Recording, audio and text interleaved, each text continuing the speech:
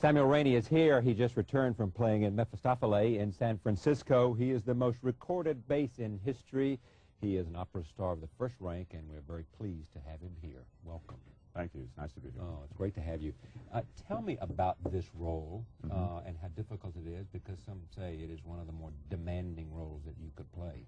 Well, for the bass voice, it Yes. certainly is one of the most demanding, because it's very dramatic. It takes very dramatic singing. The orchestration is almost Wagnerian in sound, so it takes, you have to give full voice most of the time, nearly all the time, and it's also a very long part. He's on stage practically the whole opera. Has very few minutes off the stage. So. Where do you put it among the roles that you like?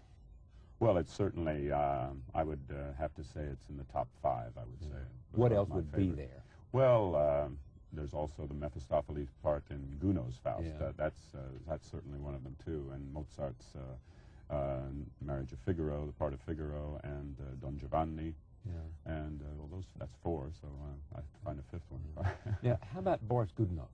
Well, Boris Godunov is I'm still familiarizing myself with that part. I've only done it on a couple of occasions now, and so but I would, it certainly will become one of my favorites. Is it a performance and a role that people with the quality of voice that you have yearn to do? Yes. Or grow into, or most basses seem to have this part. It's sort of a pinnacle part in your career. I mean, it used to be, whenever I was asked, is there a role that you haven't done yet that you're longing to do, I would always say Boris Godunov. And I don't know what it is about the part, but it's such a,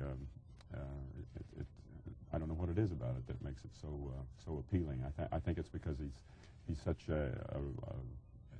demands everything from a singer. I think from dramatic intensity to in his relationship with his children, to being very soft and caring. Yeah. Do you enjoy the villain roles? Oh, yeah. Oh, yes, yes. Why is that? Well, I don't know. I've always said, why do you like the villain so much? And I always say, well, the bad guys always have more fun. I think it's because, I don't know, they're just dramatically, they're much more interesting characters to play on stage. They're much more, I think, multifaceted. Parts like Mephistopheles and Mephistopheles, Boitos and Gounod's. Yeah. They're just, I don't know, there's something about them that you never get tired of them. I mean, I've done Mephistopheles now, I don't know how many, at least a couple of 100 times, I think, and it's a part that I never get bored with or tired of doing.